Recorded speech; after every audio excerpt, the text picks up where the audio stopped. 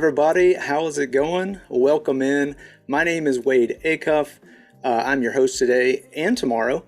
And we're here with digital artist Luke Choice. How's it going, Luke? Good, yourself? Doing pretty good.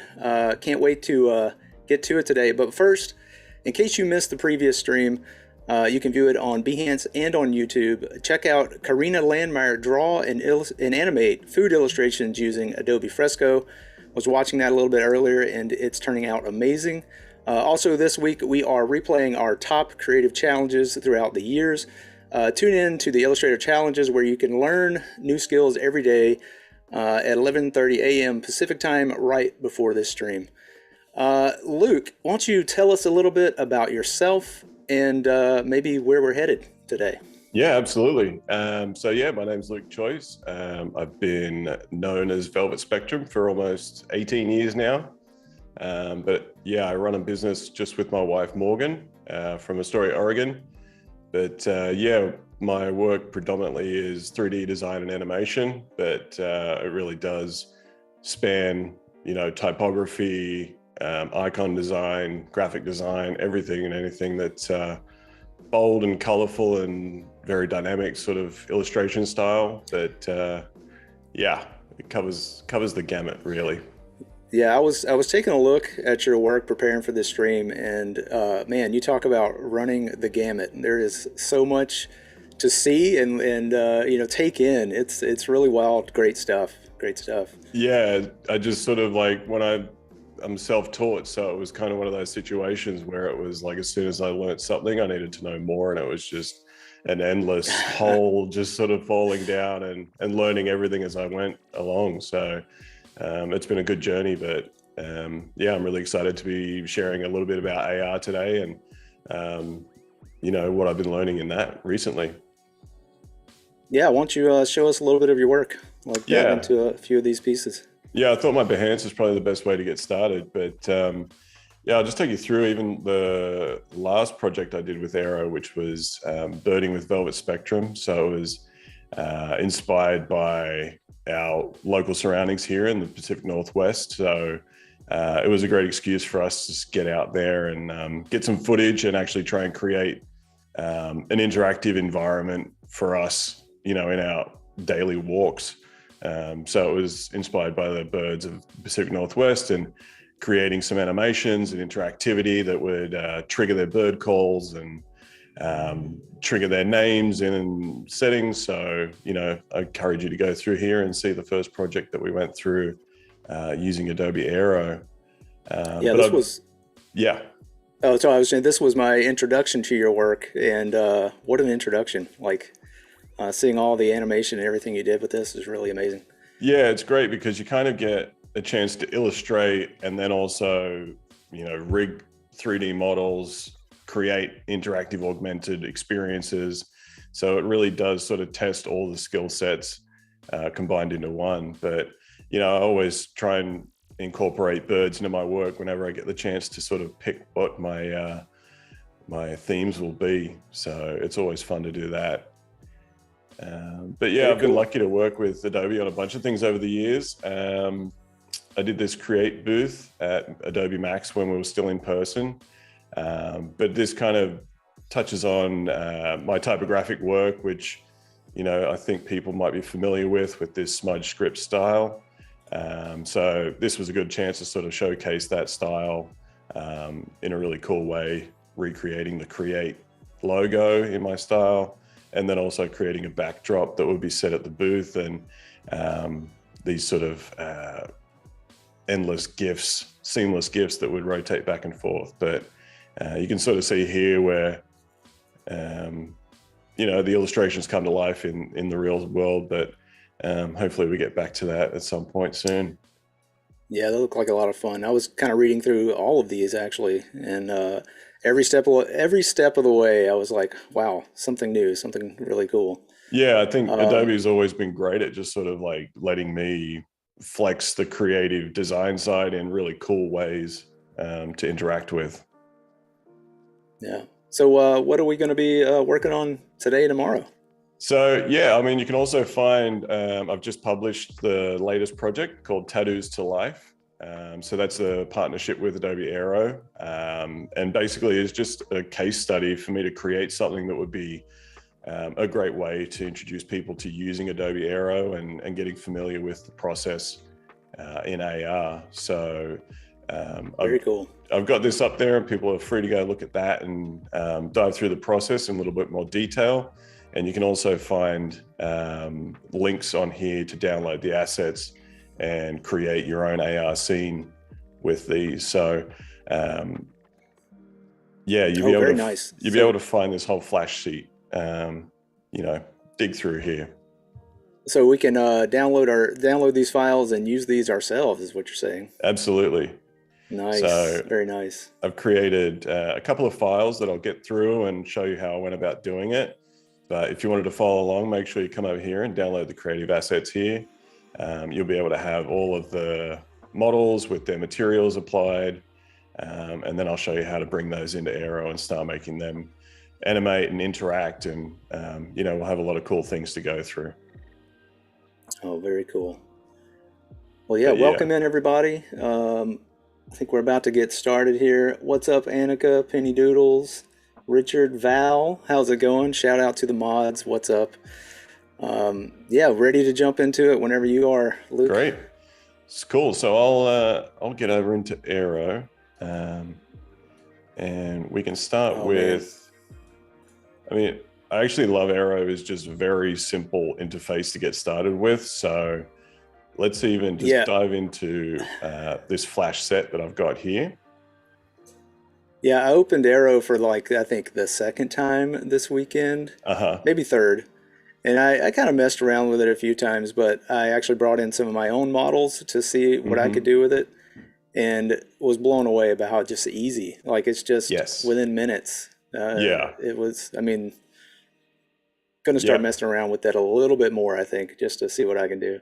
Yeah, the 3D software I work in is super complicated, but when you get into this, you realize that they've really just tried to keep it very minimal, easy to understand, and just sort of get started really quickly.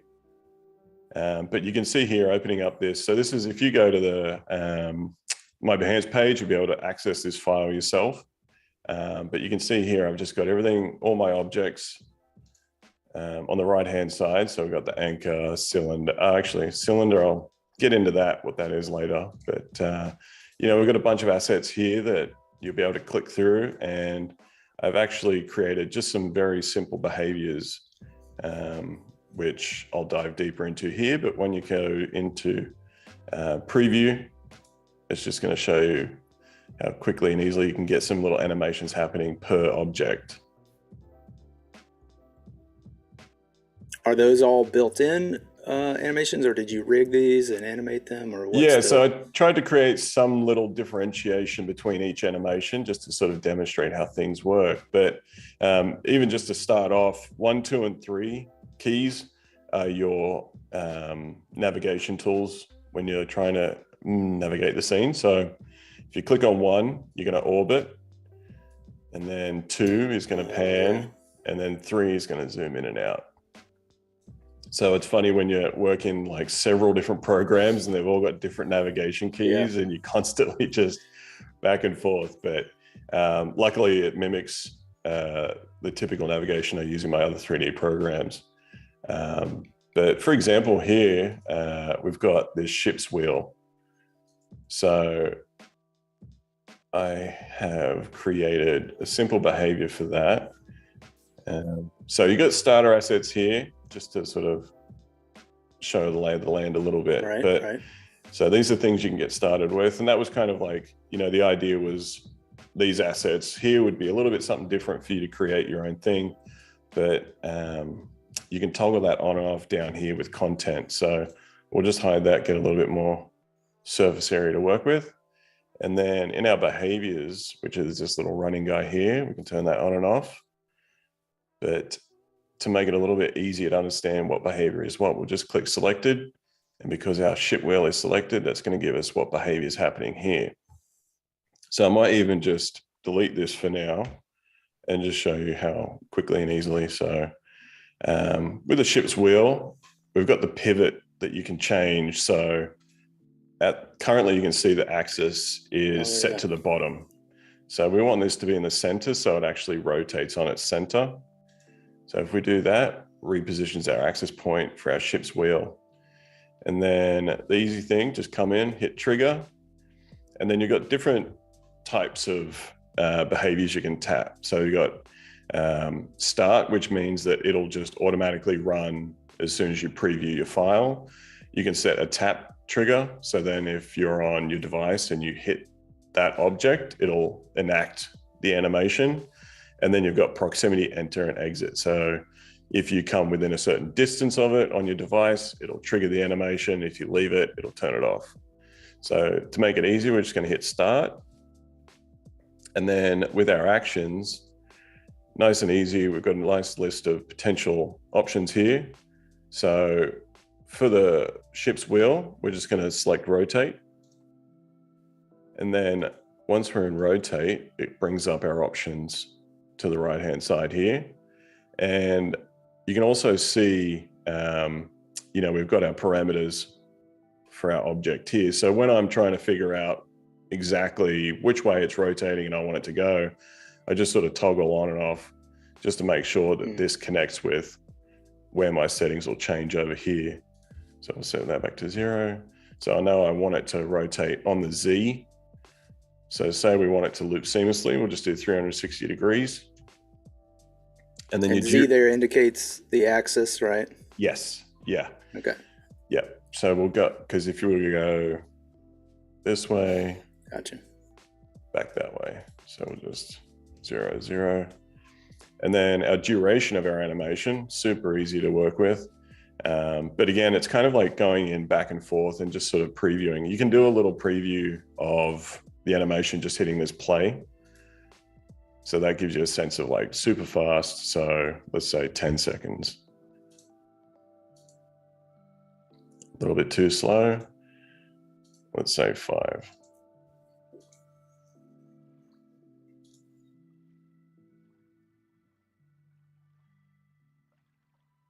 So then you have a little bit more work you can do with the easing. So in my demonstration on the card that I'll show you, I tried to create the anchor to almost like appear that it's steering one way and then flipping back the other, right.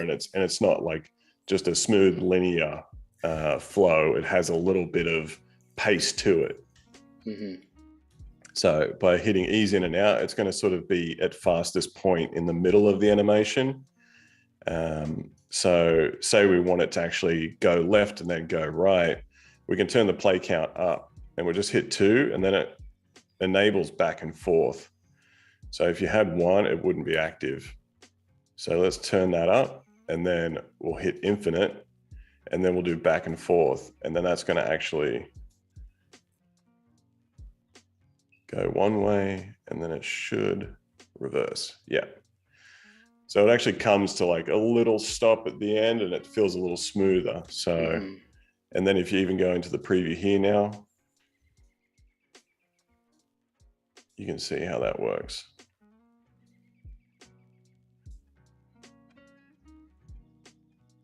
Very nice. So yeah, I mean, I've just gone through and just done, some variations of those for these objects. But I think that sort of gives you a quick insight into how to like get behaviors happening, get things in there. So I think I might go into the composited artwork that I've made with these objects and just show you how to build that from scratch. So we'll just go back home. Oh yeah, so this is the good stuff. This is how to build it from scratch. So that's, so you got the whole set here, and then this one's blank because that'll be explained in 1 second. So you can see here. Val saying seeing this broken down makes it so much more approachable. Absolutely. Yeah, it honestly, it should be very easy to get started in this. It's, sometimes I'll take a couple of weeks off and just getting back in is like super simple. Mm-hmm. But what we can see here is everything's hidden, but I've got my whole project here laid out. So you can see everything here, and I've also got these hidden. So that makes it like, so sorry, there we go. So having them hidden means that when I hit the behavior to show, they show from 0.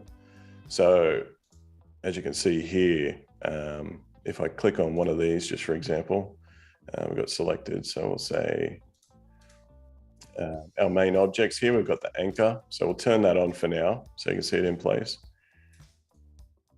And then we've got 2 behaviors here. So with show, you can hit different effects. You can actually hit fade and scale, or scale. But right now we've got fade. So it'll fade on for a duration of 0.5.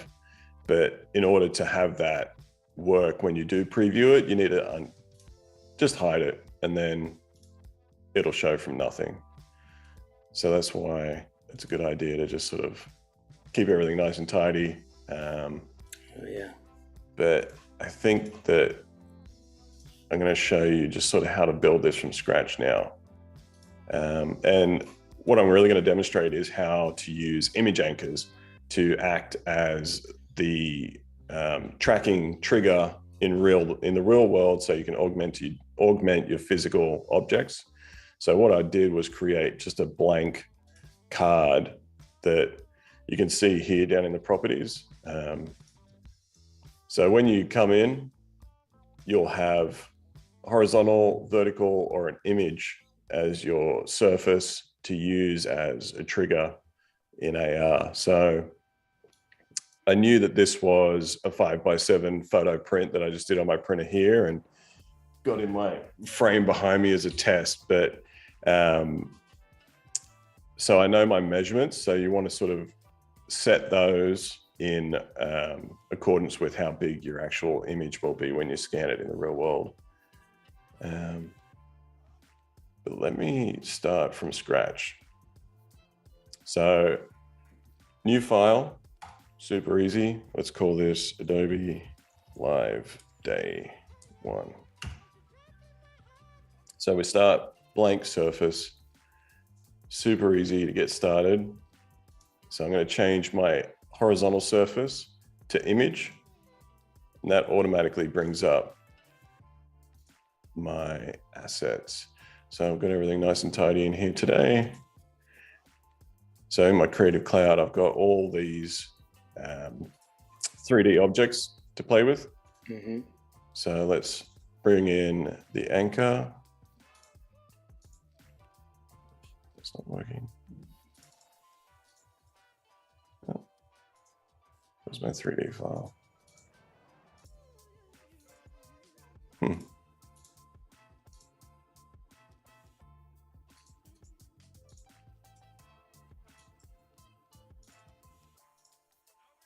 It's weird, my 3D files aren't showing up. Why is that? Are these files that were made from Dimension, or? So they were actually created in Cinema 4D, and then Okay. I unwrapped those and textured them in, okay, here we go. There was something to do with the way I was going through the files, but you can see here the 3D file. So your 3D object file, so we'll just click on that. And I've just put in a PNG reference photo, just so I know when you're in here, but people can also, this is what they can access from my Behance page. They can download these creative assets. So here we have like a GLTF file, and all we're going to do is open that, and that's immediately in there. Val's asking, are there any organizational systems you feel really lend themselves to a smooth workflow?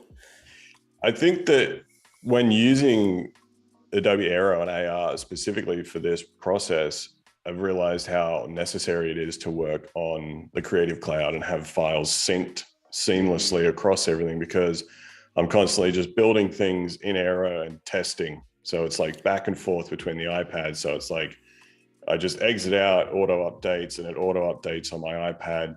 I scan it, I go back and I work on the desktop. So it's kind of like iPad, iPhone, desktop, all sort of synced up, working seamlessly. And it's one of those things where I really had to just sort of create a better structured system through that. and making sure all the files are in proper places, and materials are together.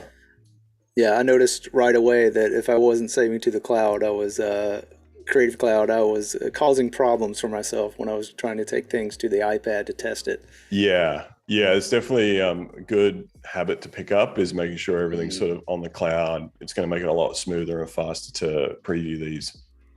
But here you can see, um, let me change this to an image anchor. So I have my assets and then my image anchor. So just here, I'm going to open that.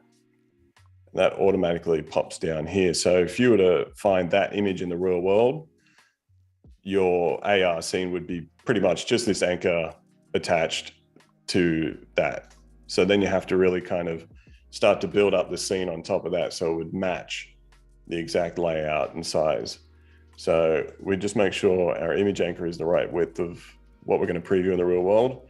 But you can also access this photo on the Behance page, and you can test it live on the screen. So you could scan it on the screen. Oh, wow. And use that to preview your AR scene. So you don't even have to print this out to test it out. Just go to my Behance Nice. page and find the image there. It'll also have the QR code there that'll access the AR scene. So I know it's 5 inches by 7 inches, so I just hit 5 IN. So that'll know exactly what that is in centimeters. Oh, that's nice. Do the math. Doing the math for us. I know it's about as much math as I know how to do. But then what I'll do is actually import the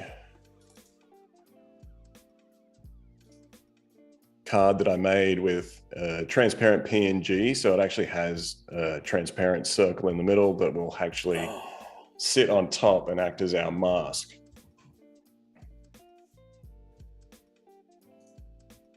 So now you can see, so we can even just hide these triggers for now, get a bit more surface space. And then I'm going to do the same thing again and change the orientation to the center. Just makes it a little bit easier. And then sometimes, your axes will be a little bit off. So it's just good practice to go in and just zero out X, Y, and Z. And then our rotation tool over here, we're just going to hold shift and lock that into 90 and then bring that up. But it might be even worth just scaling down so it matches the size of the image anchor there. And then if we bring that up a bit, so that'll basically be our front cover. And then let's just rotate this.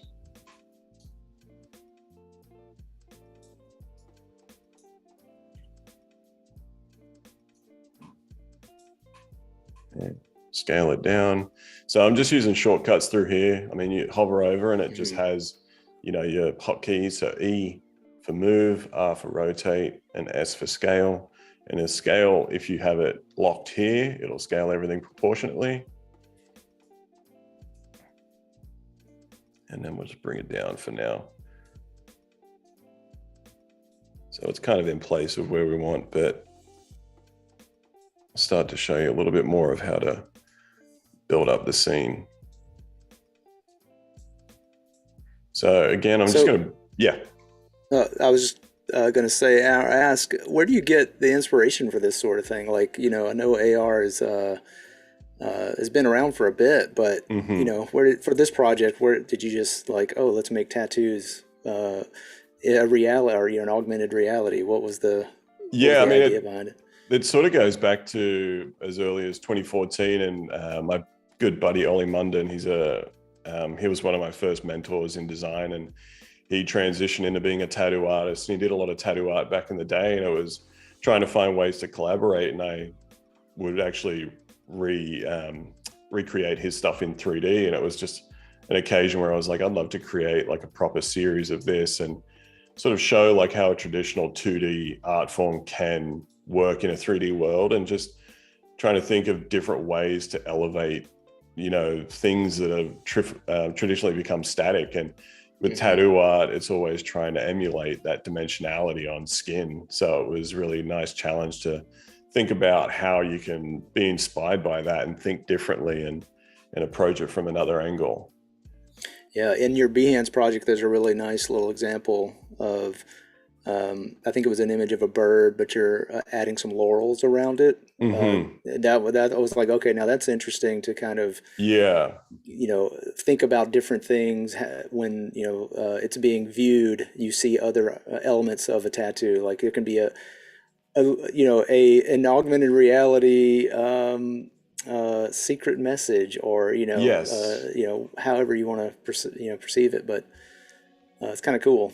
Yeah, I think that's what I really liked about this idea as well, was you could share, a special message with somebody that Hmm. no one else knows how to view unless they actually view it through AR. So I like the idea of, especially in this day and age where you have so much more, engagement with people and how they view your work digitally. It's really cool to think about sharing something that, it takes a little bit of work to reveal and enjoy. But I just wanted to share, like, just how to sort of bring in, to create a bit more of a parallax movement. So when you actually do pan around the AR scene, the background photo will actually feel like it has a bit more dimensionality because Hmm. it'll move behind the frame. But this is just a photo my wife and I took recently at a state park near here. So I thought it was a good sort of basis to work from to, get started, and especially with this sort of concept around nautical style tattoos. So what you can see here is we just bring that down, but I also grabbed some photos from iStock that I was going to also work to layer up and create a little bit more of a parallax. So they'll Hmm. be set up Yeah, closer to here. Um, create multiple levels, so that, yeah. yeah. So I might just go ahead and just import a few more objects um, to get the scene worked. So I've got this rope frame here. So again, we've got to make sure that zeroes out. And then we'll rotate that as well. Bring it up, scale it down. And you said you modeled all of these in what exactly? Cinema 4D. So all the materials were added in Substance Painter. Oh, okay, yeah. So it was actually, I've dabbled in it before, but this was my first sort of real foray into Cool. testing it out, really digging into the materials, learning how to layer them properly. But let's scale this so it matches that ellipse perfectly. If you're just joining us, we are watching digital artist Luke Choice make some magic here in Aero. It's like I was saying earlier, I played with it a little bit this weekend, but Luke has taken it to the next level. This is looking really cool. He's also provided some assets with his latest Behance project. You can check that out and follow along with us. Very cool. Yeah, so I mean, things happen pretty quickly in here. So I'm not going to go through and add everything just yet. I might go into Photoshop and just prep some clouds to bring in. So I'll show you how to create a Oh little bit yeah, more yeah. depth there. I may be asking a lot of questions, No, so that's great. in chat, please ask questions as well. Cool. So just in Photoshop, just going to quickly bring in these clouds that I got from Adobe stock.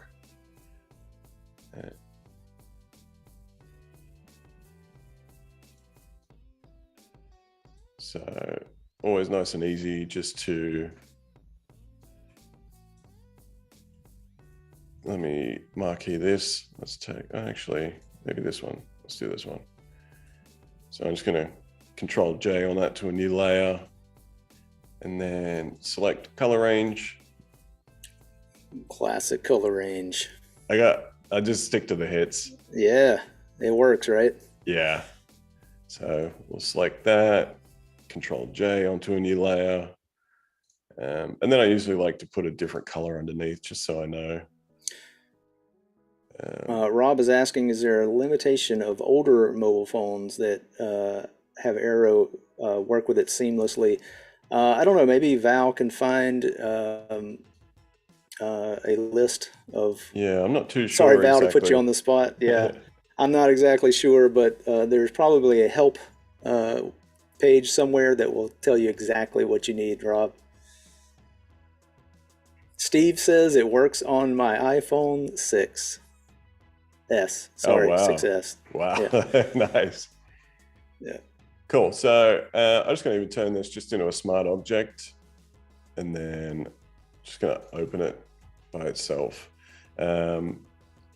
Sometimes I like to even just put a gradient map on, and whatever the black was, I changed to something a little bit more cloudy. So Oh, that's a good tip. give it That's a a good little tip right blue there. tint. Yeah, So yeah. it just sort of strips out that black that was selected from it. Um, so that'll be a bit more of a nicer, might make it a little darker.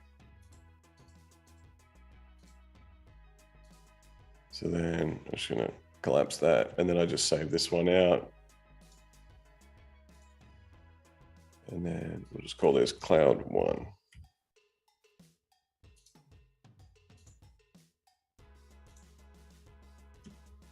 And then we'll save that as a PNG.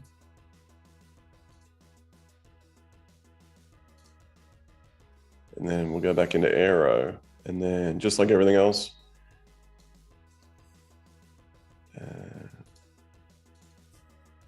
Cloud 1, saving, saved. So then you can see you've got a nice transparent cloud in there. Nice. So then we can scale that down. And then So there bring was that.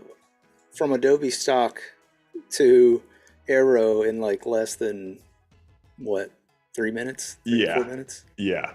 I love just everything just moves really seamlessly these days. Yeah. But you can see here, so we've got one down there. So I usually like to layer them up a little bit. But I'll go through and do a couple other clouds and add those in later. But I think it just really adds a nice sort of realism to the scene. And what I actually like to do to create a nice slow scroll is if we go cloud, bring up our behaviors, and then let's just say start trigger. And then with our action, we'll just do move.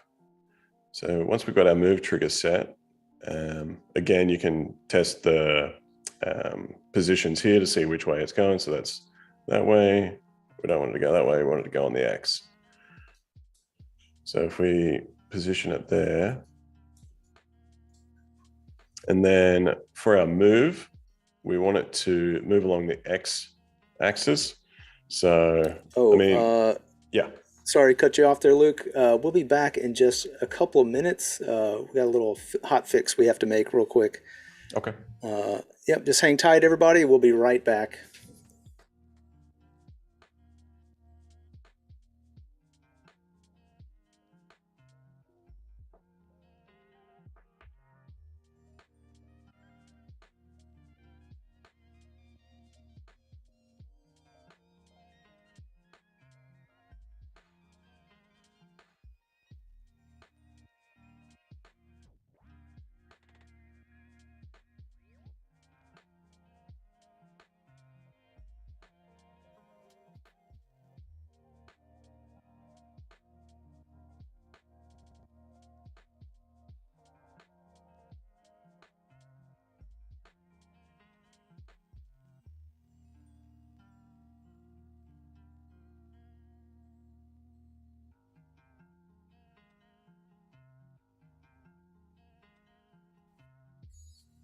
Hey, everybody. Welcome back. Thanks for being patient with us. We were getting a couple of fixes made, but we are back with Luke, and Luke is ready to show us the new step for Sweet. adding some movement to this, I guess. Yeah, we're just going to make those clouds appear like they're actually real clouds scrolling across nice and slowly. So what we've got here, back in our move trigger, so we know we want it to move across the x-axis. And what you can actually do is, let's say it's from here, and probably should be just inside the frame. But what you can do is move this about as far. So you can only see it's probably like, 3 centimeters it moves. So then say we want it to move 3 centimeters. And let's say the duration is quite long, maybe 30 seconds. And we can just do a linear easing. So it'll just be a very constant pace. And then, when you're previewing it, you might not preview it for 30 seconds, but if you want to have it, make sure it doesn't just sort of click back to the start. You can do play count to 2 and then infinite and back and forth. So it'll just scroll back and then back. And come back. So what you can see here, so you got a nice soft moving cloud, really. Oh, nice. That would move out of frame. You would see it out of frame if you took it from behind the card as well. Yeah. Like if you. Yeah. Okay. Yeah. So you're using that as the framing element as well. Yeah, and it actually is nice to have some come off the edge, but I like that to be at the front of the card rather than behind, and it sort of juts out. So it's almost like locked into the back of the card, but on the front we can have them scroll over the top completely. So what you can do, you can even just duplicate those clouds. Cloud 2, so you got cloud 1, cloud 2 here. Let's just say we move that and bring that one up above. You could bring it up quite high because then it has a little bit more of a differentiation in speed. But again, I actually find it's better just to delete those copied triggers and start fresh. So we'll start again and then we'll move it.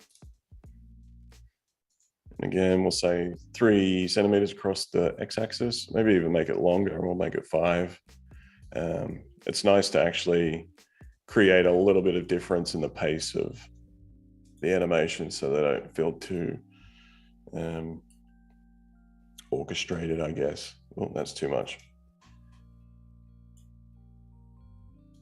Oh yeah, that was a 1 second duration. So we'll take that up to 30 again, change to linear, make it so it can bounce back. Could even do 40 seconds and then it'll,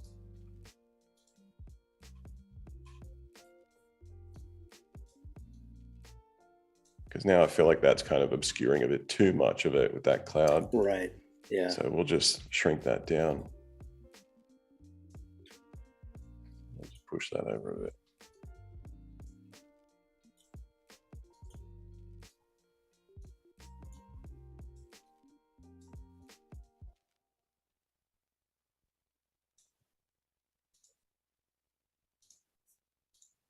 Because I feel like if we bring the cloud over the mountains a little bit, it feels a little bit more locked in.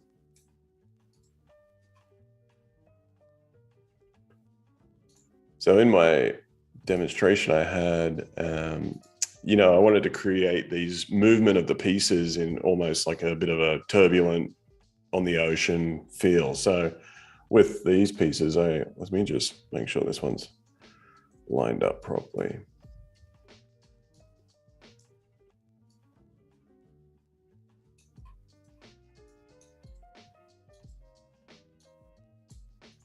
Okay, so it's a bit off.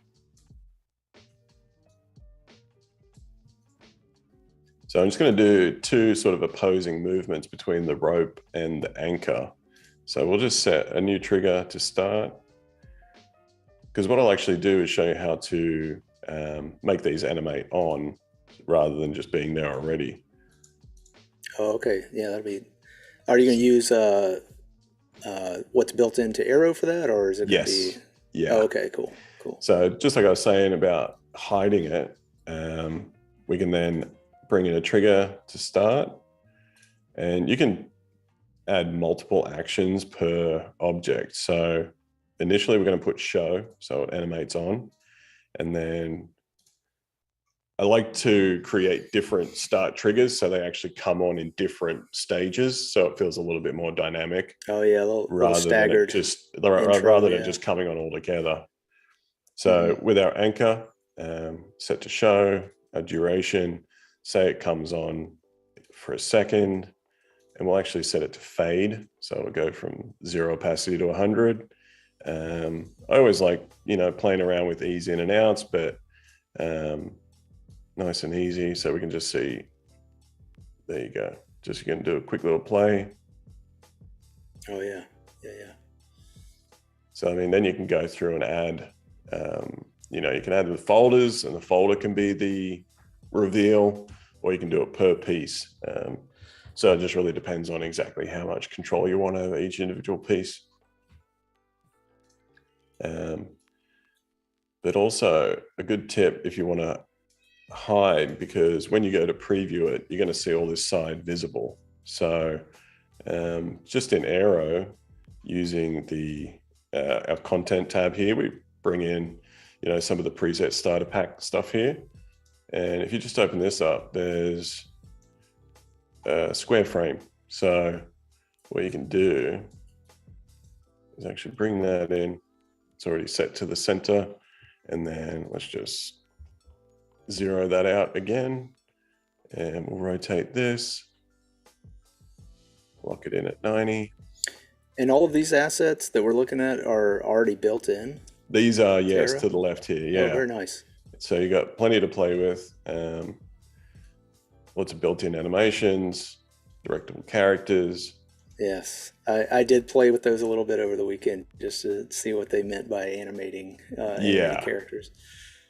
So what we can do here is actually, with this square frame, we'll just uncheck scale, and then going to our scale tool, we can just squeeze in. And I find it's actually a really handy way to just sort of hide the edges. So if we scale and then just sort of, I just try and match it to some of these lines that I've got set here.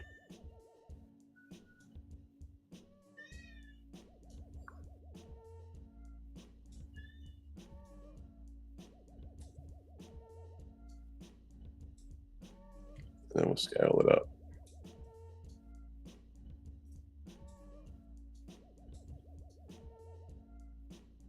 Making a thick border. Yeah, so it'll just, it's kind of cool. Yeah, it'll feel a little extruded, but it'll also just cover up a lot of that messiness around the sides that's visible. Kind of hiding your layers if you turn to the side. Yeah.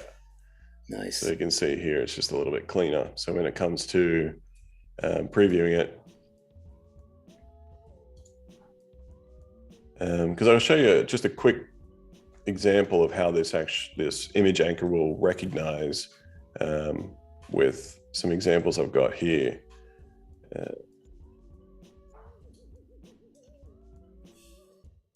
So this is how it'll be on your device when you actually come to preview it. So I've just kept a couple of these samples just to share. So you can see, like, it'll show, like, this is the artwork you need to find, and then you'll see that actually recognize and lock into place. So then when it comes to preview, you'll see everything animate on. Oh, nice. Yeah. And then some tap functionality there.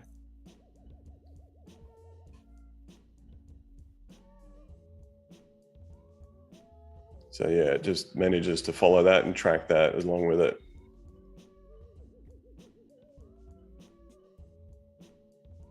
Yeah, that's really cool. So it just gives you a bit of like an idea of where we're heading with this and how to build it out.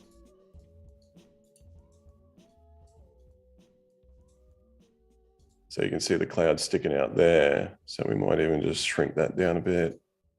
Oh, I got to check my scale back on.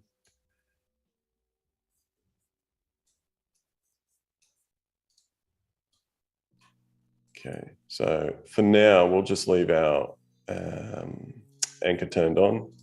So we get our whole composition locked in, but we can bring in some more assets. Let's import, let's say, the flower. So we've got the flower. Bring that down, scale that down, set it back to 0. So have you tested the limits of Aero, like how many layers of, how many things you can bring in? Yeah, I know working with the guys, they said this was sort of pushing the limits a little bit. Oh, okay. It's not a big file, but you got to be really conscious of how big your images are, coming from Photoshop, and the UV matte textures aren't 4K and like I did everything about 1K. So, I love the fidelity of Aero. It's really crisp compared to a lot of the AR stuff out there. And yeah, I find that I don't have to be as precious in Aero with my sort of polygon count and Nice. materials. But let's say with our flower, in my sample, I created sort of, almost a little bit of an organic movement to it. So I brought in some leaves to go along with it. So I made sure to keep those separately, just in case you wanted to sort of build these in different ways. So we've got our leaf. Scale that down. And one way to sort of a workaround I've got with putting things in a group, I find if I just duplicate that flower and then select the two, it allows me to group them, and then I just delete one. So it'll match the axis center of the object that you had. So then I use that to come and add everything else in. That's a nice tip. Yeah, there's definitely some things you need to work around and just sort of think a little bit differently. But then, then I'm able to select origin, and that'll be the original. So let's call this flower group.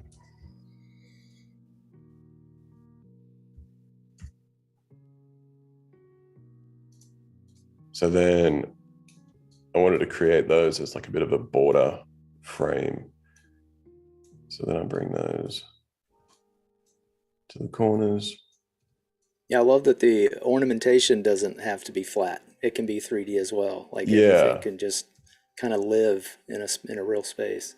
Yeah, I mean that was what I wanted to really consider, was how things are represented in tattoo form, and try and emulate that with certain shadings and forms. So we just copy that, rotate that around.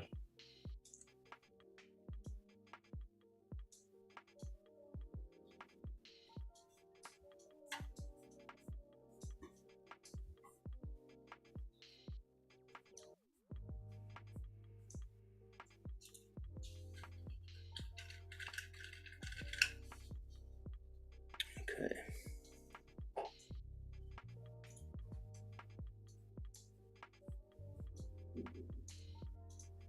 So what I'm going to do here is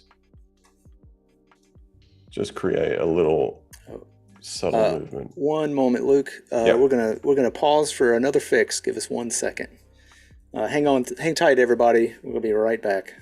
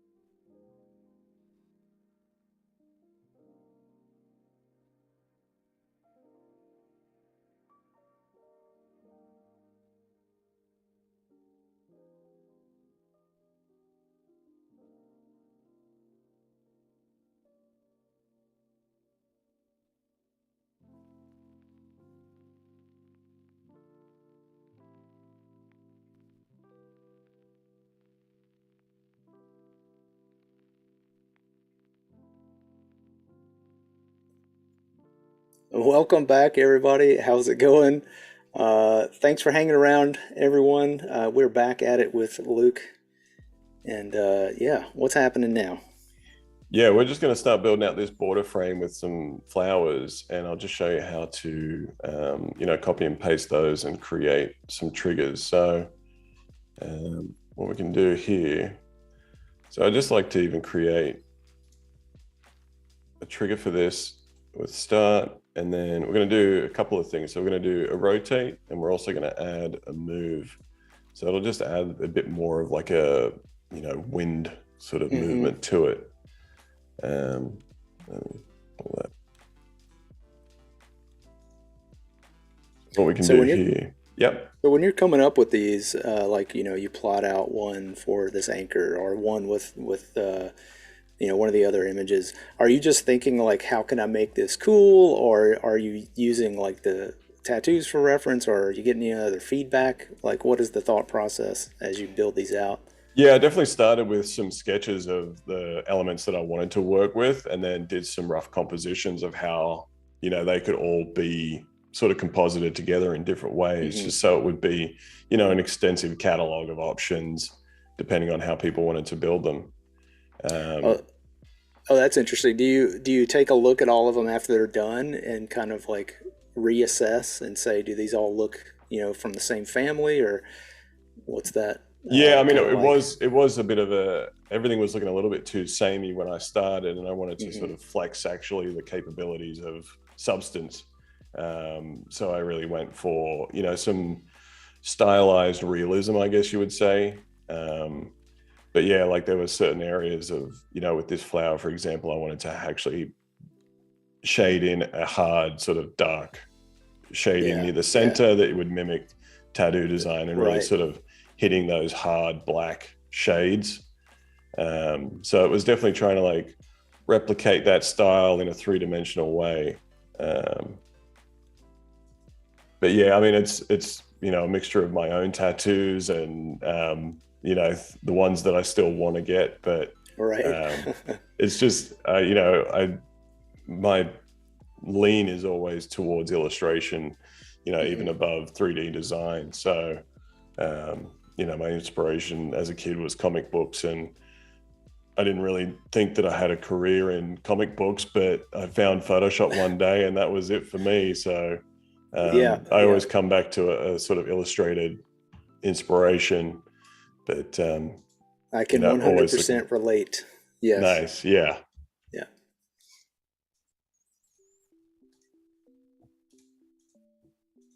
Yeah. So with our leaf here, we're just going to do on the rotate and move. We're going to sort of add those together so it sort of has a bit more of a free flowing movement to it. So I even just tend to put like 2 degrees on everything.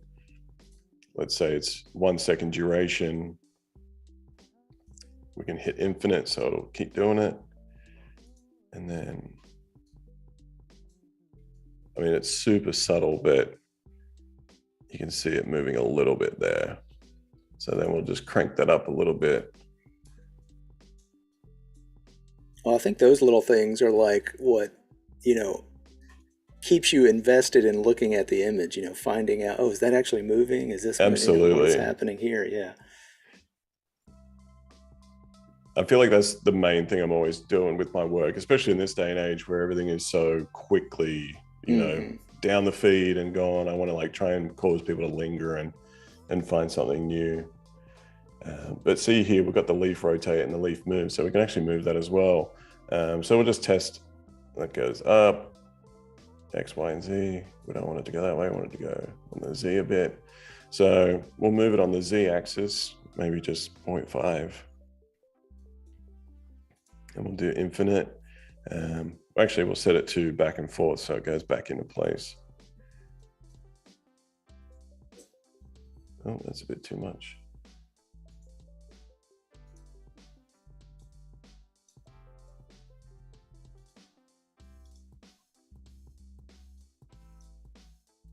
Actually, on the Z. Yeah, that's right. We'll do 0.2. And then I think we'll just crank up the rotate a little bit. So you can just, I want it to sort of, yeah, there we go. Like, let's actually set the bottom as the rotation point.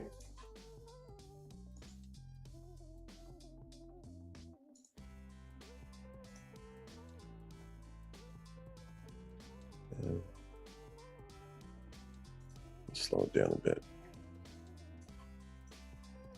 So you can mix up the moves so they all actually do move on a little bit of a, it's 0.1.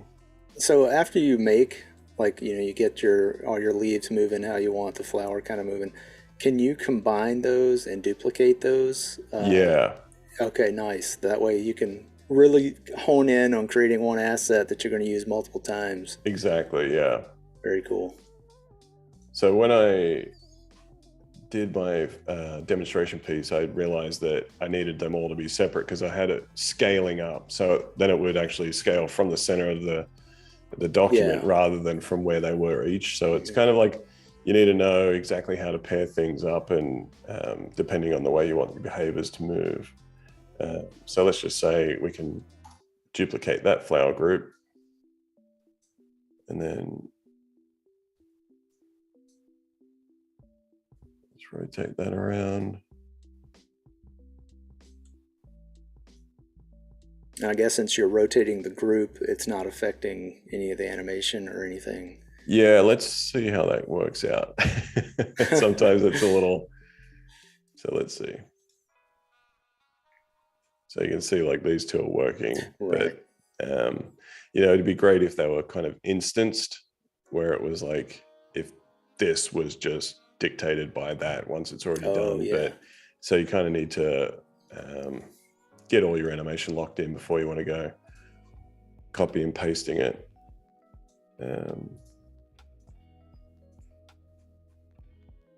Yeah, see, because you get these when you copy and paste, and then you might have these duplicates in the triggers here. So that was from the copy and paste. So we'll just delete those. And you just select those and delete them? Yeah. All right.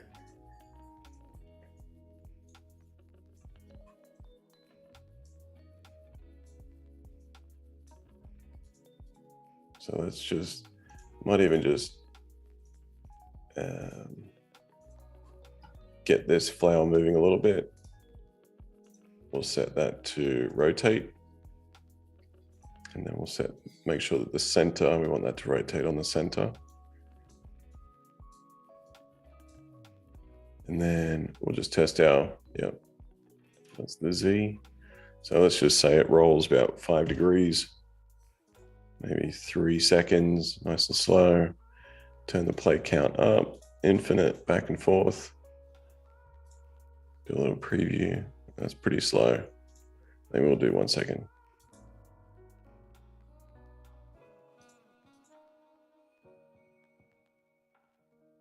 See, that seems a little bit too kind of mechanical, I think. Right.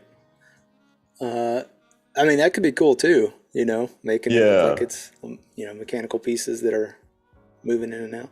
I think I might just reduce the amount of movement on this. Make the rotate a little bit.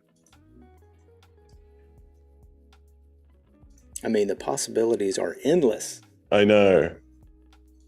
And that's just kind of where it is like going back from edit to preview constantly and just testing Honing things in. out. Yeah.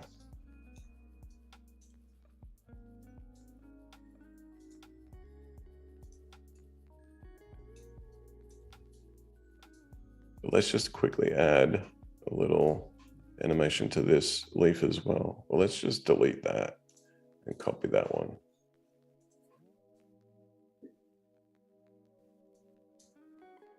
And rotate that.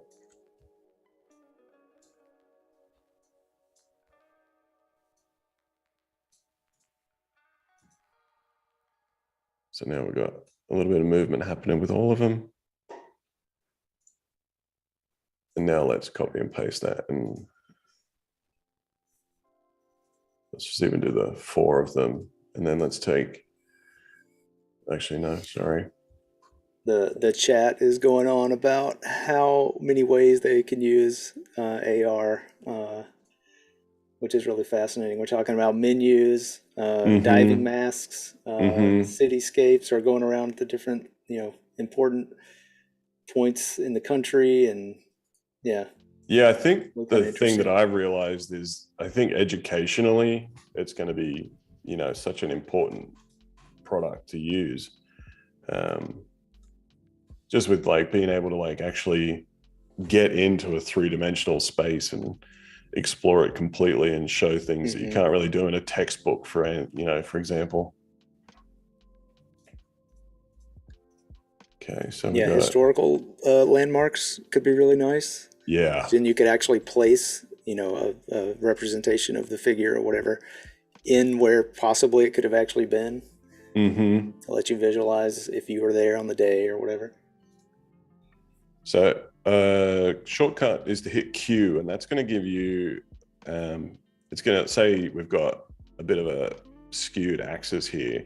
So if I hit Q, that'll be um, the axis of the objects, but if I hit Q, it'll be the world axis. So I want that to move straight up rather than in that direction. Oh, gotcha. So you're moving it based on the world axis and not the individual group Exactly, yeah. axis. So just hitting Q does that. So we'll rotate that.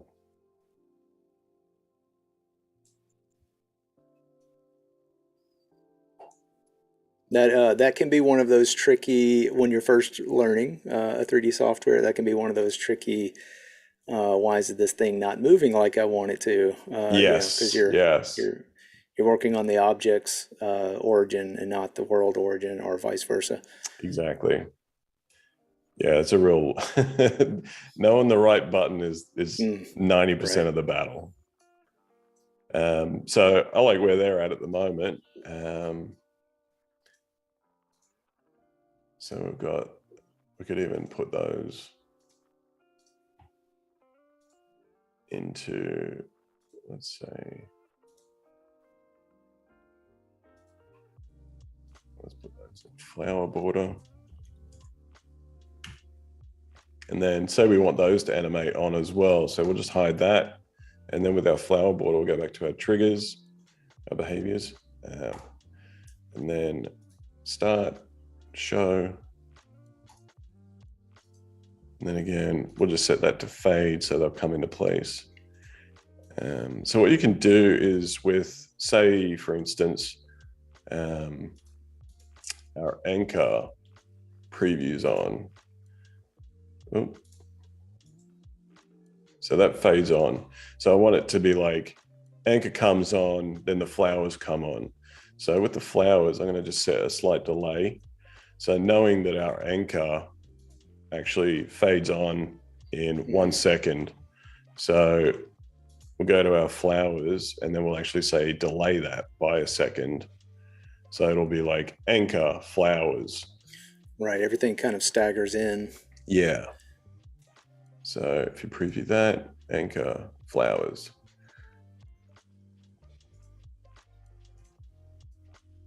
So it's just like an easier way to like figure out your timing is just to know exactly what some behaviors are doing and how to time it out. So maybe might even bring it in so it's like 0.5. So it's a little bit in succession. There you go. Nice. Is there a way to save your triggers? Like if you've got a set of animation and you want to save it and I apply it to something don't I else? don't actually know if there is. I think that is a great idea though. Paul Because there Traney is, has a question for us hey from chat. Paul. Yeah, what's up, Paul? What file format can you use to bring in a model with animation into Aero?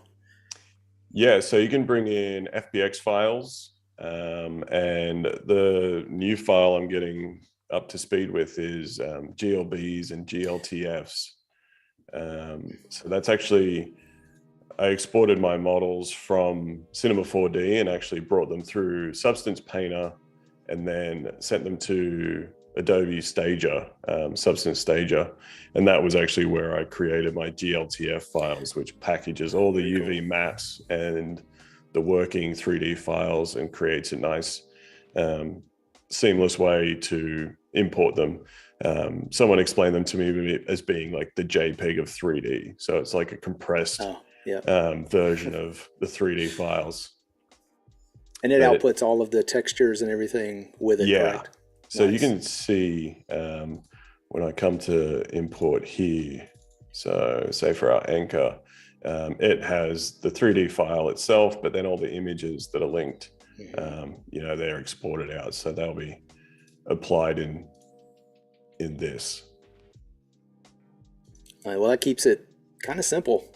It does. Once you get everything kind of honed in, I guess. It really is worth learning just the simple processes because, once you know them, it really is kind of endless the amount of things you can do. And that was kind of why I wanted to bring in, a mixture of 2D assets and 3D graphics to show you how you can, work with both and make them sort of complement each other.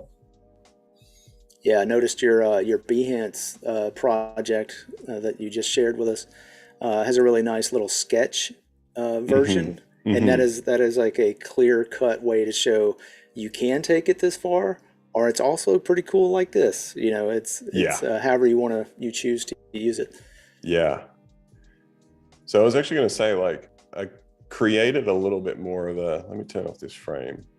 With the background image, I wanted to create almost like the background's moving, but obviously you don't want that shake in your AR trigger. So I added a move and rotate to that as well, just to create a little bit more of a undulation. So let's say, where are we? So we want it to move on the X a little bit. So if we just move it, say 0.5, let's say 2 seconds, ease in and out. So it'll be a nice smooth sort of back and forth. So then you start to like actually move your background a little bit. So when it comes to, see, it's a little bit too sort of frequent. So I add a rotate to it as well.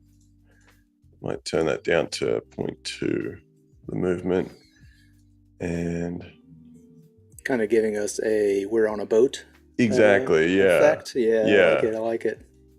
It's almost like trying to fake a camera shake to the. So if we just tilt that, say like 1 degree, 2, and then maybe just 1, back and forth. So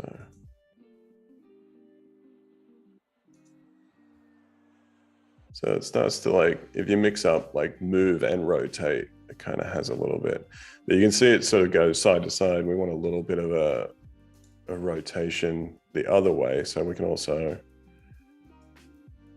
rotate that. So let's say the Z, give it 1.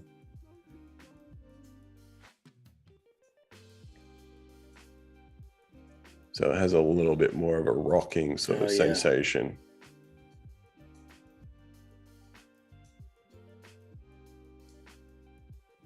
Could even be a little bit too hard on the move. So let's turn that down to 0.1. And then we can just turn our frame back on to hide that.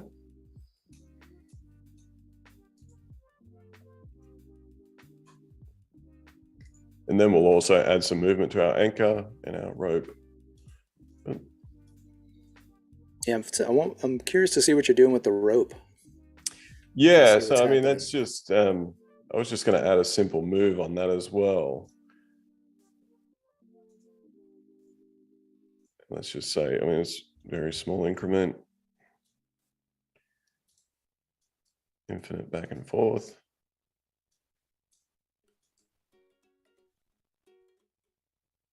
Maybe 0.1.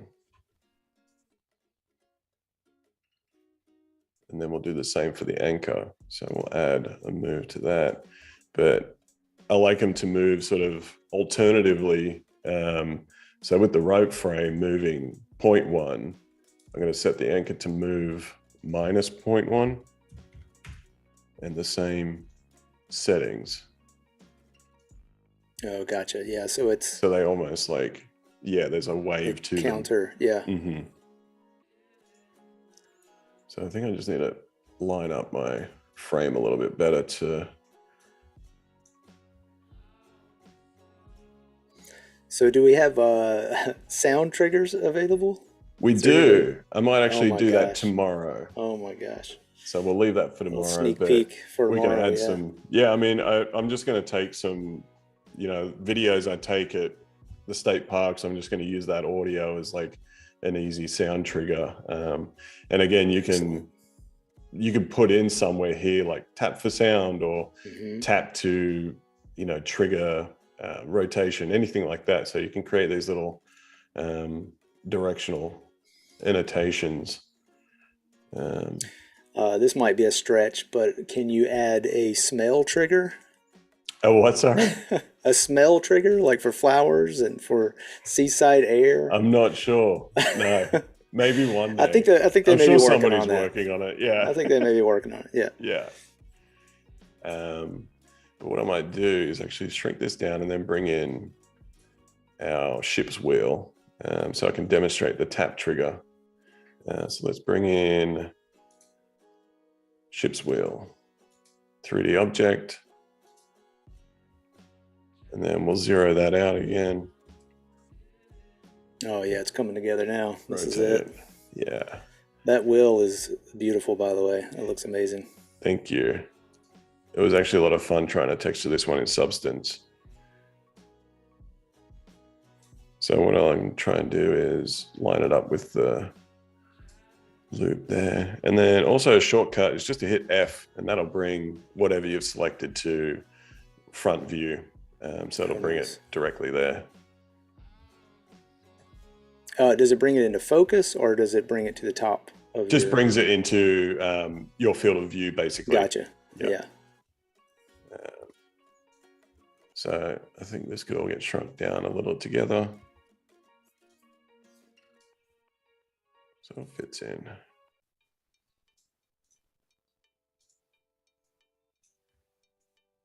So just like I kind of demonstrated earlier at the very beginning about setting this to animate in a way that's almost like you're spinning it one way, spinning it back the other. So what we're going to do, set a trigger to this. We're actually making a tap trigger. So when you do preview it on your device and tap it, it'll start working. So do rotate.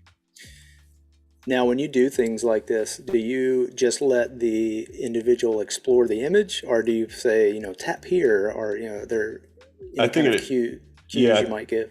I think it is actually good practice to incorporate some kind of directions, with something like that, because not everybody is going to know that it is a tap trigger. Right. So we're going to work through that and add a little icon in here or something that can, give a little direction. Very cool. So let's just hit rotate. We'll do on the Z, we'll do 360 degrees. So, even though this is like almost symmetrical, there is differences in some of the materials. So if you didn't do a full 360 degrees, it might not be as seamless of a loop.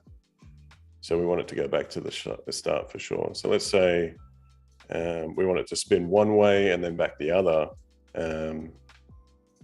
Let's say 5 seconds to do that.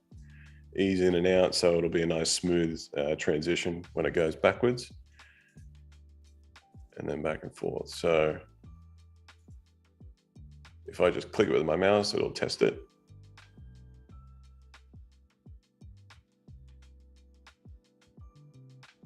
Nice.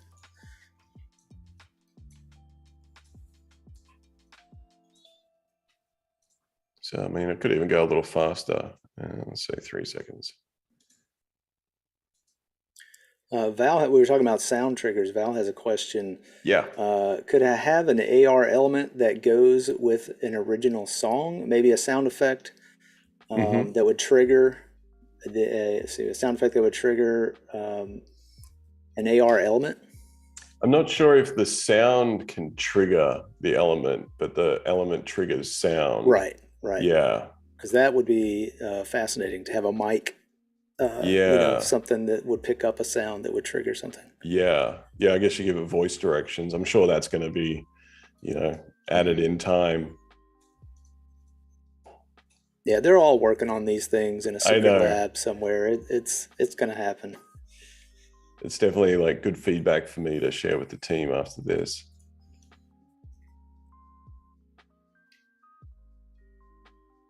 See, I can bring that down a bit.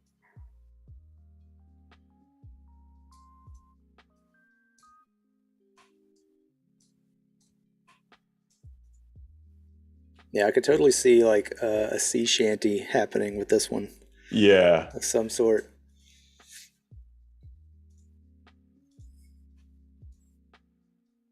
Oh, wrong one. Ship's wheel. There we go. So we can just turn everything on just to see where it'll going, and then we'll turn everything off at the end when we want to preview. So what I actually did was create a graphic banner that I left it empty, and I'm going to basically go through and show you how to customize that for yourself. But I'll just introduce this for now just to give you a sense of where it might go. So, I mean, again, it's just a 2D graphic with a PNG. Yeah, but see, the trick there is it has depth in it. So as you Yeah, look at it, like I start to question everything when I start looking at these because I'm like, wait a minute, do yeah. all of these elements have? And it's not until you really start to look sideways, sometimes like you've blocked it with that edge, you'll Mm-hmm. never know. You'll never Yeah. know. I mean, that was the goal, was to make it feel very seamless between the 2D and the Hmm. 3D. So I'm going to take that into After Effects and actually create a fake, well, not a fake, but like we'll add an actual wave to that along with adding in your own type. So let's even do that now. Yeah, awesome. If you guys are just joining us, we are with digital artist Luke Choice, and he's about to take us on a magical wild ride into Adobe After Effects, working in augmented reality. So, Yeah. if you have any questions, pop them in the chat. If you're over on Behance, if you're on YouTube, come on over to Behance, where we are reading the live chat. And we are now in After Effects. Yeah. So I just wanted to show like how you can get a little bit of animation brought into Aero. If you're not super familiar with 3D design, and just using let me go here. So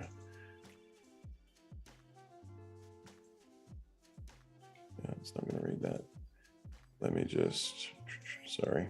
I like too that this, from the techniques you're showing today, you don't, I mean, you can use all of these programs to get Yeah. things to work, but you don't really have to. I mean, just bringing in a couple of images out of Photoshop and, putting on some triggers, it can be very satisfying just Yeah. starting from the basics. Yeah. I mean, that was just the point of it, was to show how quickly and easy it can get, like, some 2D Hmm. assets working really cool.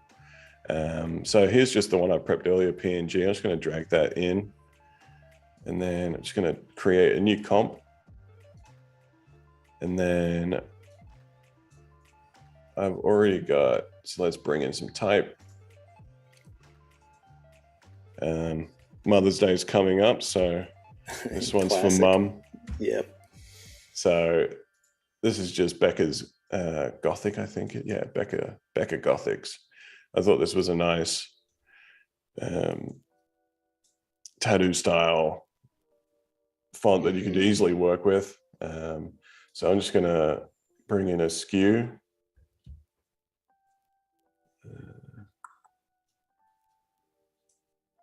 Oh, no, wait. I had skew. Where is that? That's transform.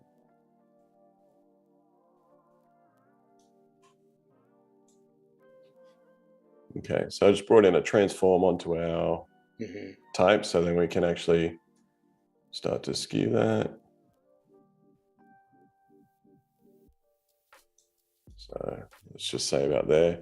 And then just using that. So we'll just double check our settings.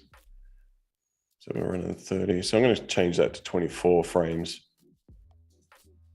Is there a frame setting in Aero? There is actually. So it's going to Okay. help when you know what you're working with from here to there. So I might even create, let me create a new one.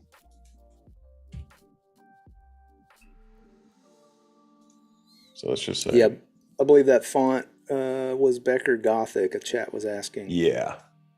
Yeah, Becker Gothic. So I'm just going to make this 3 seconds long. So then we're going to bring that in. I should copy and paste onto here.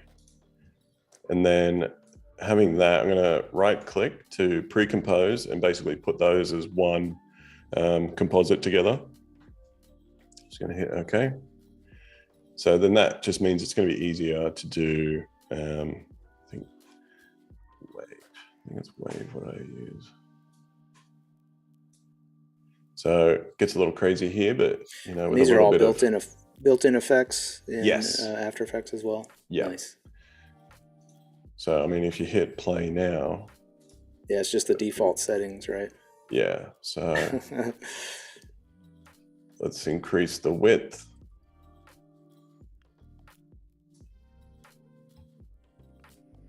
And let's turn down the height. Maybe out there. So it's just a nice subtle animation. So you're going to be able to output that as a alpha. So you'll have that be completely transparent where all the black is. Yeah, I can see this already working with that subtle flower and petal animation. Yeah. So we'll even just go from here and just I go to Media Encoder. And then we'll just open that up.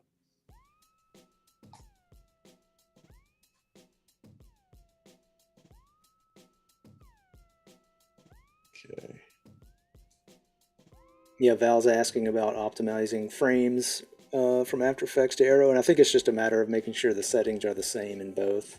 Yeah, yeah. I'll show the how the frame rate translates in Aero. Right.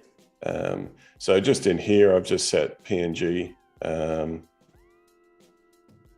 we don't need that. But yeah, it's just a PNG sequence with alpha. So that's going to allow us to save that out. And then let's just make sure. So let's new folder. Let's call it banner PNG. Oh. Banner day 1. And then just hit play. So when that's done, we'll be able to zip that. So if you see in here, it's got all the frames. So we want to like basically zip that together.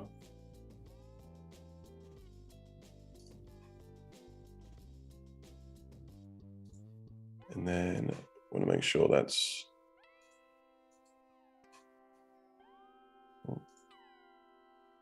let's take a second to, yeah, there we go.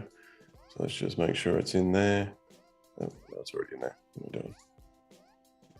Okay, so that is saved to my Creative Cloud. So when I do come to Aero, so we can hit import, banner, and import that zip sequence. Oh, so zipping, it's just keeping the frames all in one place. Yeah. You wouldn't have to do that, but that is a. Do you have to do that or not? I think it's best practice to do that. Right. Okay. Yeah. Just so you don't have a bunch of single frames flying around all over the place. Yeah. So you can see. Hopefully this does work. But let's just zero that out. Bring it up again. Shrink it down into place.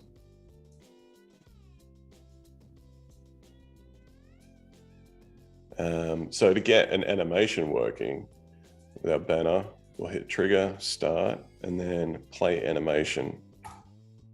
Oh.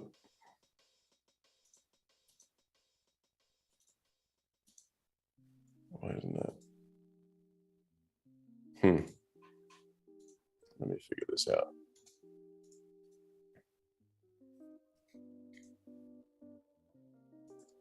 Yeah.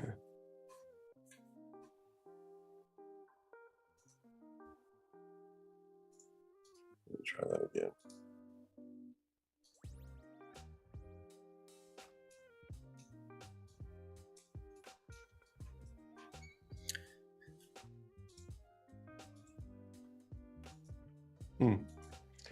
Why isn't that working?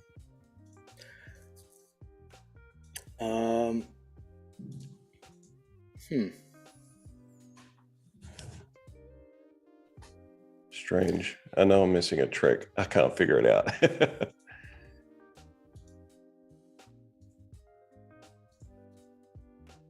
I mean, if you have a working version of that, you can. Yeah. We can come back to this. Yeah. Let me describe what was going on. Let me go into that file. Well, let me just close Aero and start again, actually.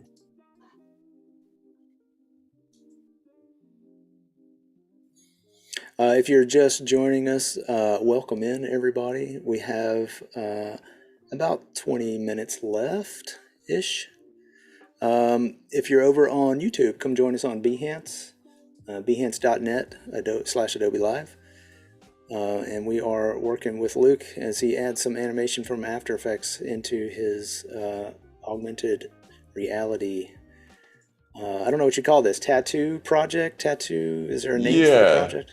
Just called it Tattoos to Life. So it was Tattoos to Life. There it is, right on the card. Bringing traditional 2D art forms into 3D. So yeah, we've got our animated banner here that does work. So you can see, like, that's one I previously created. Yeah, and when, you know, we just did that to show that this is live, everybody. Yeah. This is live. You know, we had that planned. It was all a bit. I mean, honestly, I don't know any job that I've ever gone through seamlessly. Exactly. Yeah. It's just like real life. Yeah. Yeah. But you can see here, it is just selected, play images. Oh, maybe I figured it out. Well, bring it back. Let's do it. Let's do it. Yes. Solving problems. That's the best way to learn is to do it wrong. Yeah. Okay, yeah, if everything worked out perfectly in life, what would you learn, right? It's the only way I get any better is just by failing. Exactly. So let's say, okay, let's bring it in again, because it isn't an animation. It is a sequence of images. Okay. Oh, so that was the difference. Yes. So let's trigger, start, and then play images.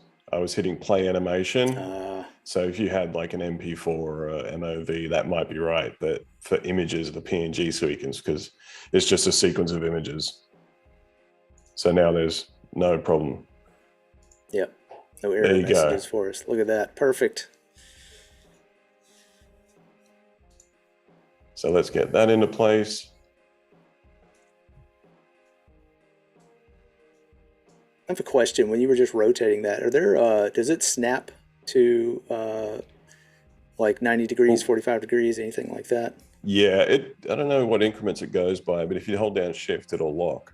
Okay, so there are aids. Yeah, there's little snapping aids for you. Nice. Yeah, so you can see it goes by 15s.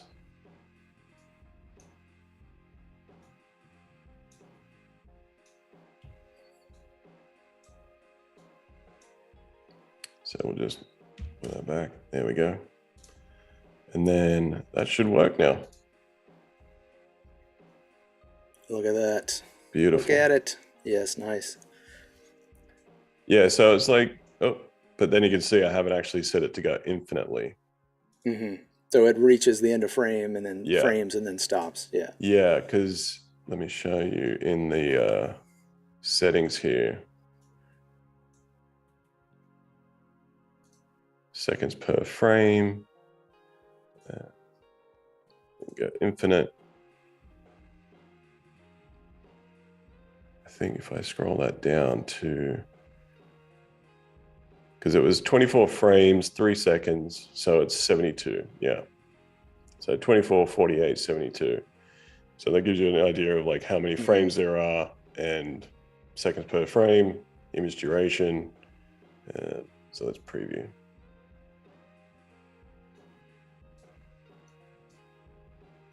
And that's not moving. What's going on?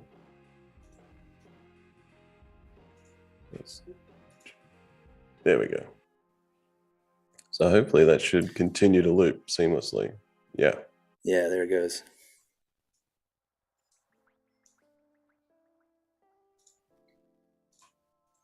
Now, does the original tattoo say mum?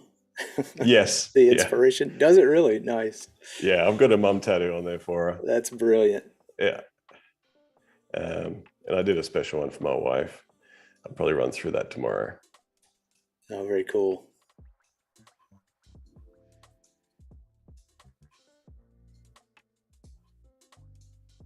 Yeah, so I mean, like, we're getting pretty close, and it's just a matter of then sort of getting all of the assets you wanted to animate to show and reveal. But I'll give you a quick idea of just how to get that to share with people. If you come up to the share button in the top right hand corner, so you can create a link which will basically give you a QR code which you can then share with everybody, and they could scan that, and then that'll bring up the experience, and then they'd have to have Aero to view it. But you can also export the .real file, which people have access to on my Behance page if you go into the download assets. But yeah, it's really easy to get your artwork out there for everyone to view. Yeah, it's cool. I love that they make it as simple as possible to like share it to the world. Yeah.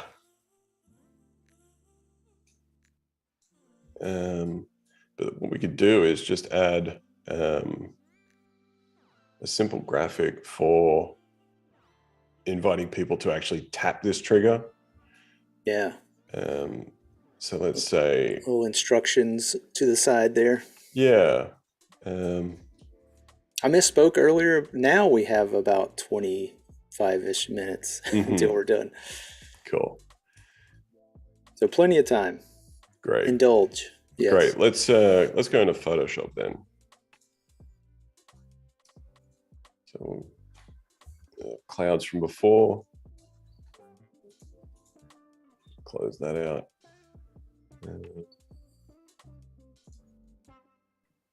So let's just make something quite small, maybe 200 pixels. 200.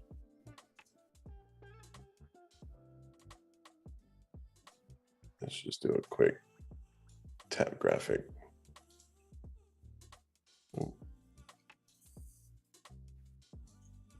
And you can make these graphics in any program as long as you're outputting to the right, to what Aero will take, right? So you could use Illustrator or Fresco or anything. Yep.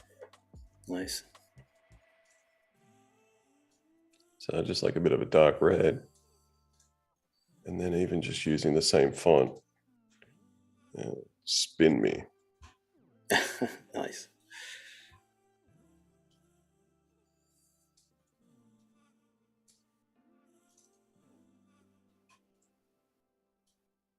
Like a little sort of creamy color.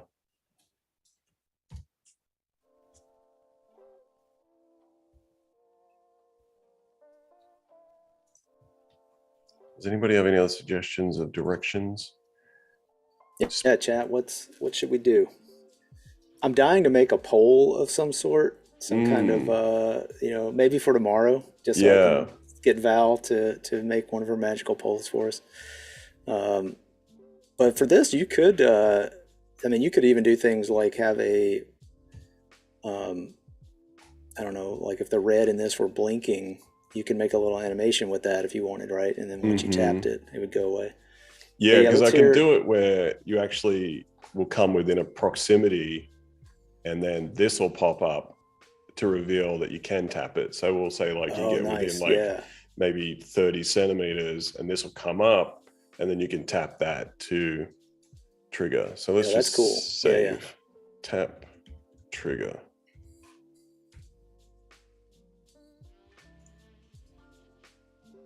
Let's just save it there.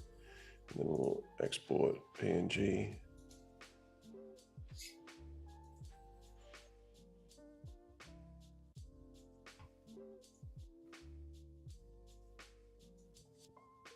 So if we bring that in, tap trigger, PNG file.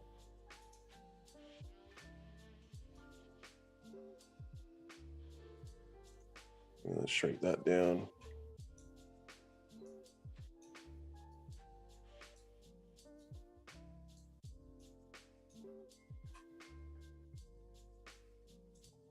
Maybe we'll even put it on the wheel a little bit.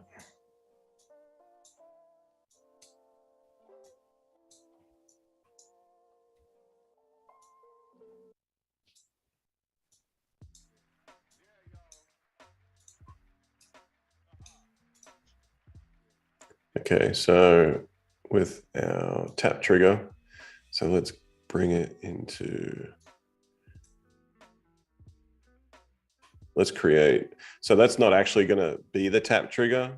The wheel will be, but we're going to set this to be a proximity trigger. So if you come within a certain distance, it'll show up and just sort of direct you. So we'll put proximity enter. So we'll show, and then again, we'll do like a fade. So let's move out actually. I just need to set how far it is.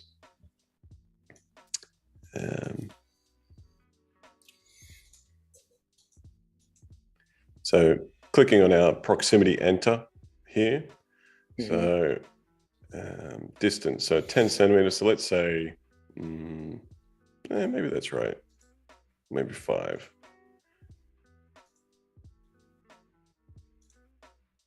Okay, so let's see, let's zoom out a bit. No.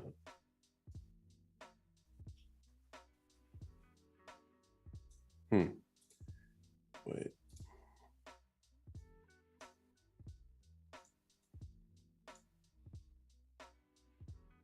Actually, I might have to turn that off.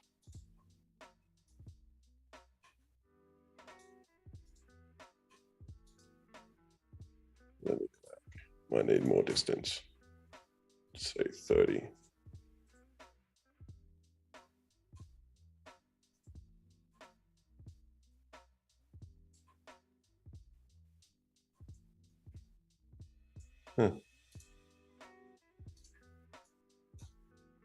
Tap trigger, come on. You hit it. Does that have to be viewable?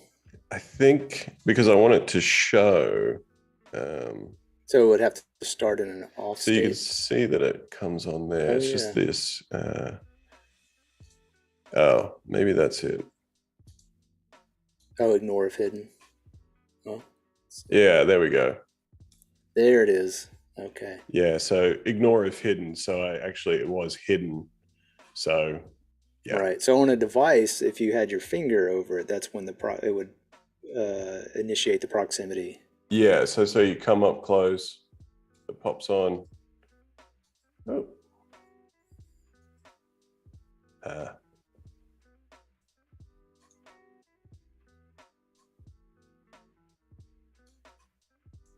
So let's make it disappear.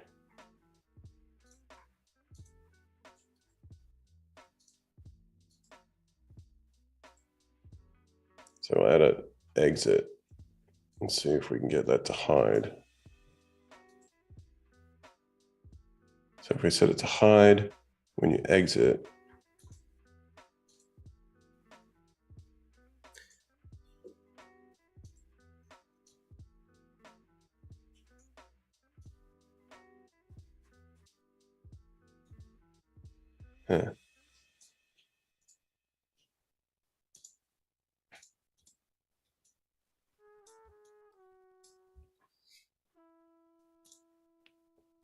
sometimes it actually helps to bring in Say like, let's go cylinder.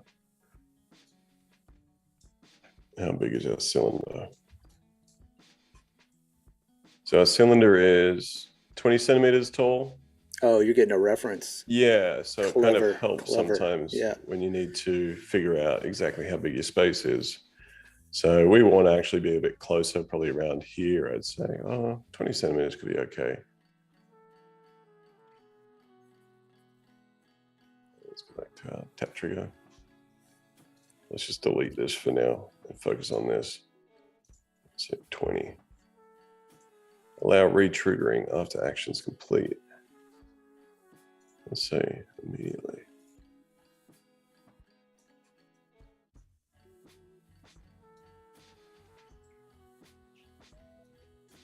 Hmm.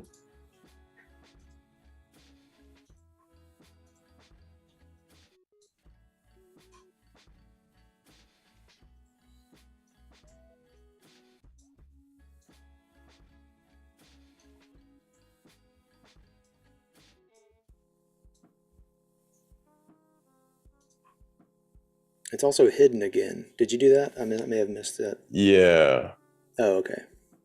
because I've got it to show. Let's make it a little bit longer duration to get a sense.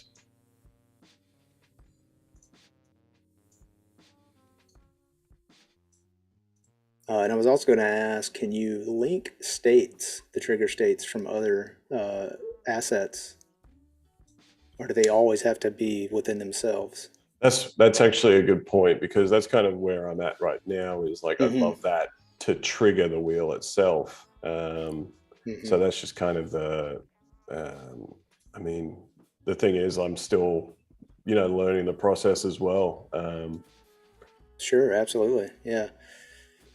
So, Because you would think that would be, something that will, if it's not possible now, it will definitely be in the future.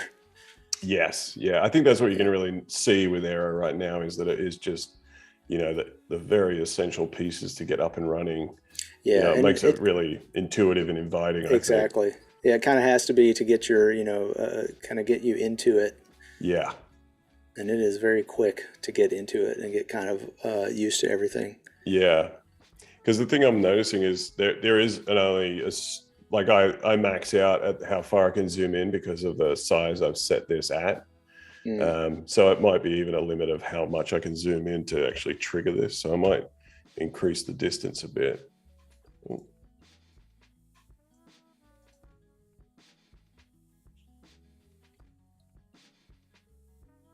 Hmm.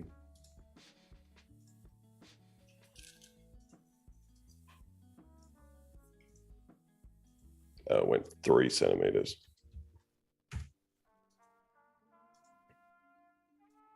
There we go. there it is. So yeah, you can see it just as soon as I cross that 30 centimeter mark, it triggers. Right. So now I want to try and get it to exit. So if I leave past 30 centimeters, we'll hide.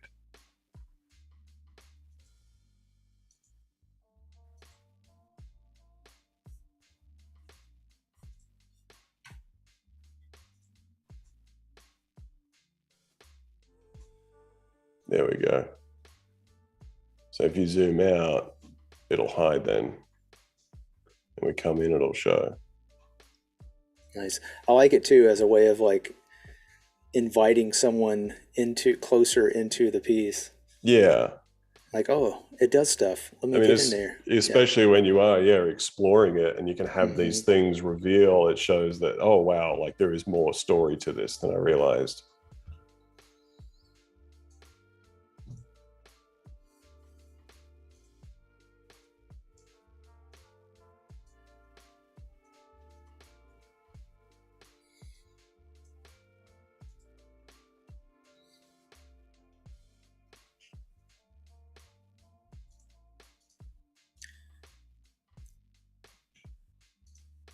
So I think we'll just sort of like set up all of these to animate and reveal and have a nice smooth sequence.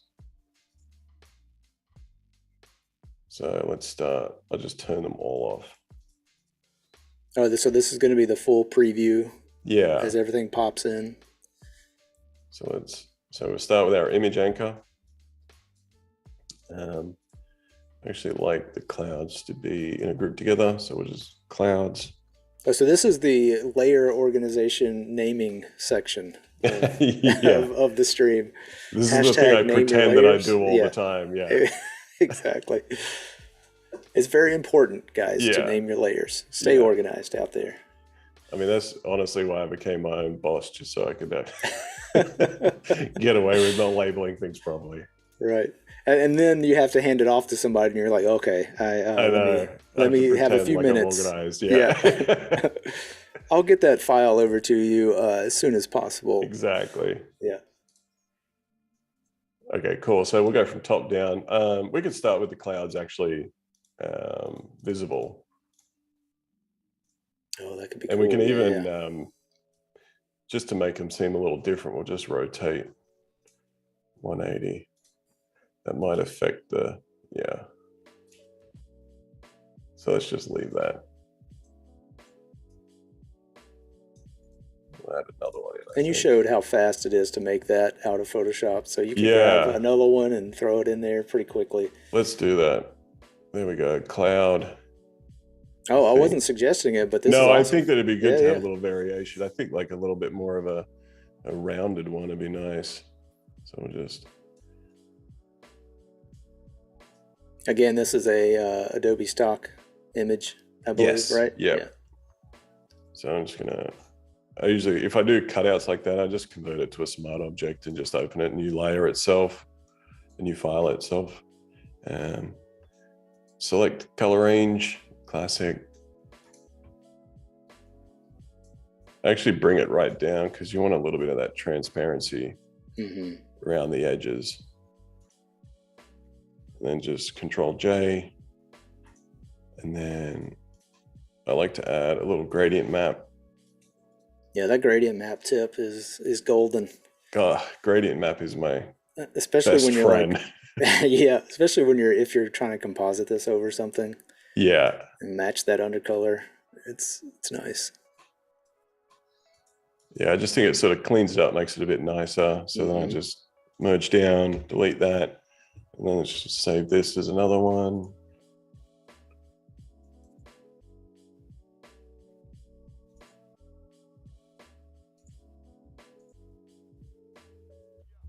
Cloud 2. And just go straight to PNG. Yeah, chat. That's a challenge. A challenge to chat. Take all the assets, go grab Aero, make some fun stuff, and start sharing it with everybody. So I actually just shrunk this right down just to make the file size smaller. So it's just like 300 pixels wide now. But I like just doing a quick export PNG. Just replace that.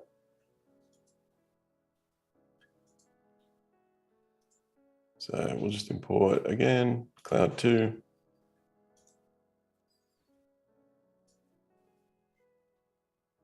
Do you say we're going to work with a little bit of audio tomorrow? Yeah. Correct? Yeah. Nice. Yeah. So I'm going to do, show you how to like, going to do a little bit of illustrating in Photoshop with our butterfly, and then show you how to like actually make them move a little bit more, you know, with some orbits and bring in some sound and just sort of like go through and just sort of explore every kind of option there is at the moment. That's going to be a lot of fun. Yeah. We have about 4-ish minutes before we need to do the wrap up. Great. But I'll let you know. Great. I reckon I can get this all happening. So let's even shrink this one down.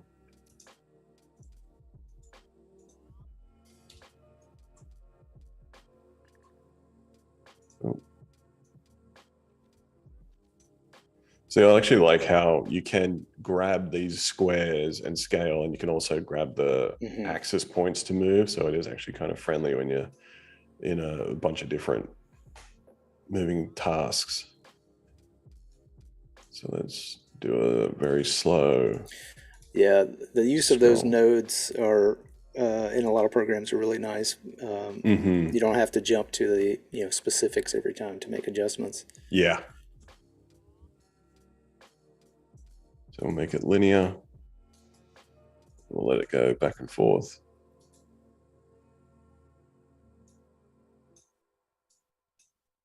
It's moving slightly. We can really amp that up a bit. 3 centimeters.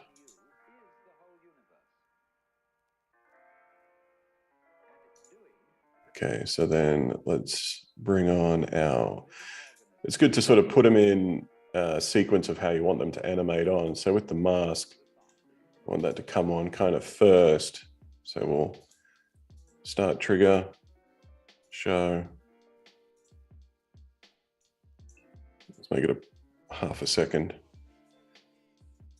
Make it fade on. We don't want that to loop. Hey, what's up, Nick? Nick Longo is showing up in chat, asking what is this sorcery? No, he's saying this is sorcery, and I agree. Yeah. Cool. So we've already got a couple of things happening with our background image. So we'll just set another one to show.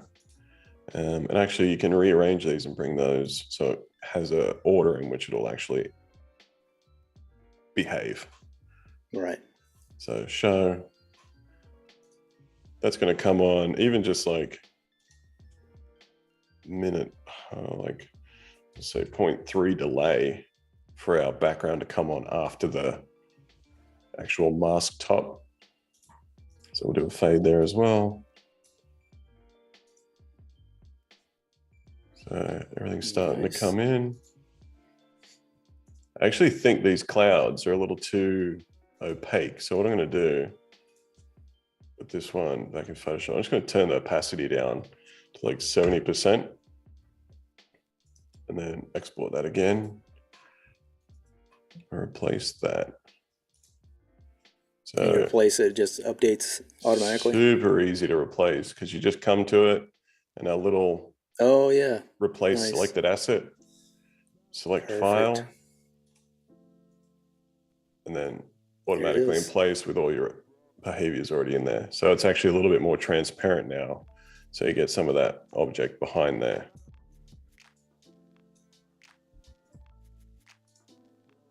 So let's add on the rope frame. Want that to show on. So it's already moving. Let's say show. Let's put that on top. We want that to happen first.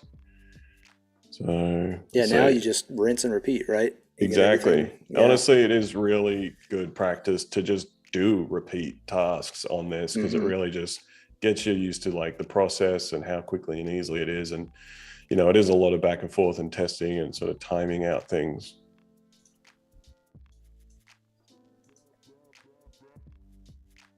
So you can have it scale up, you know, there's different ways so you can fade or scale.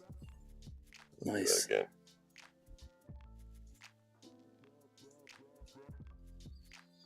So what else we got? We got the mask, we've got the banner. Let's turn the banner on. We want that to show. I think a nice. I think this one might be about all we have time for. I think we're probably preview. Good. There we go. That's looking tight. Yeah, Luke, do you want to give us a recap of what we did today and then give us a little preview of tomorrow? Yeah, absolutely. So today we really just got into Adobe Aero and ran through a bunch of the behaviors in animation and how to import and manage assets. Tomorrow we're going to go through a little bit more dealing with how to set up audio to play and a little bit of illustration in Photoshop, taking you through my process there. It's actually interesting to watch this now because I realized that my leaves haven't been set to back and forth. So they're just actually constantly moving a little bit further. So another little glitch there to work out. But tomorrow we're going to go through a lot of the same stuff and just sort of show you a few more capabilities in terms of interactivity and how to work with your assets in Adobe Aero. Yeah. Well, thanks, Luke. Luke and I will be back tomorrow at 12 p.m. Pacific time for part 2 of working in AR. Stay tuned for one of our Best of XD challenges, one of the encores coming up right after the stream, followed by a new episode of Power Prompts with Cody Bear. This week's prompt is Umbrella. And yeah, Adobe Live will be back tomorrow at 8:30 a.m. Pacific Pacific time with Creative Cloud Express stream to start your morning. Tune in with Voodoo Val on Adobe Live as she uses the app to add illustrations to your Instagram post. That's going to be awesome. Thanks, everybody. I really appreciate you hanging out with us today and can't wait for tomorrow. Bye, Luke. Bye, everyone. Thank you, guys. Appreciate it, Wade. Yep. See you guys. Bye. Yeah.